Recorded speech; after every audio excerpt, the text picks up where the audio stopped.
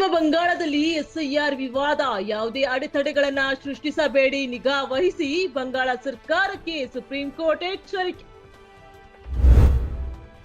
ಮಹಾರಾಷ್ಟ್ರ ಜಿಲ್ಲಾ ಪರಿಷತ್ ಪಂಚಾಯತ್ ಸಮಿತಿ ಚುನಾವಣೆ, ಮಹಾಯುತಿ ಮೈತ್ರಿಕೂಟಕ್ಕೆ ಭರ್ಜರಿ ಜಯ, ಆಡಳಿತಾರೂಢ ಬಿಜೆಪಿಗೆ ಮುನ್ನಡೆ.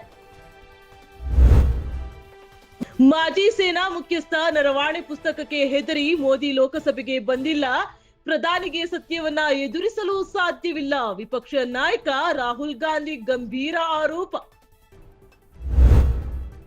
ಅಸ್ಸಾಂ ಸಿಎಂ ಬಿಸ್ವಾ ಕೋಮು ದ್ವೇಷವನ್ನ ಉತ್ತೇಜಿಸುತ್ತಿದ್ದಾರೆ, ಮುಸ್ಲಿಮರ ವಿರುದ್ಧ ಜನಾಂಗೀಯ ಹತ್ಯೆಯನ್ನ ಪ್ರಚೋದಿಸುತ್ತಿದ್ದಾರೆ, ಹಿಮಂತ ಬಿಸ್ವಾ ಶರ್ಮಾ ವಿರುದ್ಧ ಸೂಕ್ತ ಪೊಲೀಸ್ ಕ್ರಮಕ್ಕೆ ಕಾಂಗ್ರೆಸ್ ಅಧ್ಯಕ್ಷ ಗೌರವ್ ಗೊಗೊಯ್ ಒತ್ತಾಯ.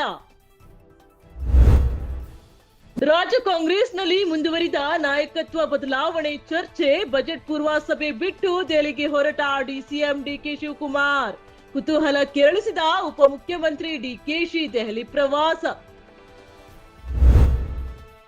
ಕೆನಡಾದಲ್ಲಿ ಗುಂಡಿನ ದಾಳಿಗೆ ಕನ್ನಡಿಗ ಬಲಿ, ಒಬ್ಬನೇ ಮಗ ಚಂದನನ್ನ ಕಳೆದುಕೊಂಡ ಕಣ್ಣೀರಿಟ್ಟ ತಂದೆ ತಾಯಿ, ಮಗನ ಮೃತದೇಹವನ್ನ ಶೀಘ್ರ ಕಳುಹಿಸಿಕೊಡುವ ವ್ಯವಸ್ಥೆ ಮಾಡುವಂತೆ ಸರ್ಕಾರಕ್ಕೆ ಒತ್ತಾಯ.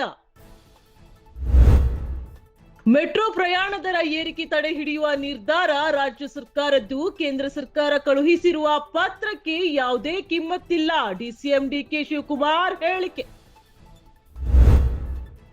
ಬೆಳಗಾವಿಯಲ್ಲಿ ಮಹಿಳಾ ಅಧಿಕಾರಿಯ ಮನೆಯಲ್ಲಿ ರಹಸ್ಯ ಕ್ಯಾಮೆರಾ, ಖಾಸಗಿ ದೃಶ್ಯ ಸೆರೆ ಹಿಡಿದು 50 ಲಕ್ಷ ರೂಪಾಯಿ ಬೇಡಿಕೆ, ಕಚೇರಿಯಲ್ಲೇ ಕೆಲಸ ಮಾಡುತ್ತಿದ್ದ ನೌಕರ ವಿನೋದ್ ಪೊಲೀಸ್ ವಶ.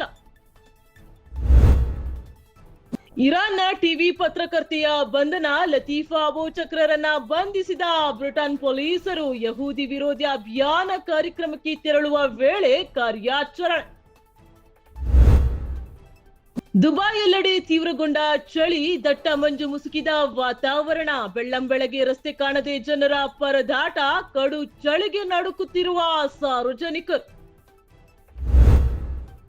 2026ರ ಐಸಿಸಿ ಟಿ20 ವಿಶ್ವಕಪ್ ಟೂರ್ನಿ, ಭಾರತ ಪಾಕಿಸ್ತಾನ ಪಂದ್ಯಕ್ಕೆ ಪಾಕ್ ಸರ್ಕಾರ ಅಸ್ತು, ದಾರಿ ಕಾಣದೆ ಕೊನೆಗೂ ಯೂ ಟರ್ನ್ ಹೊಡೆದ ಪಾಕಿಸ್ತಾನ.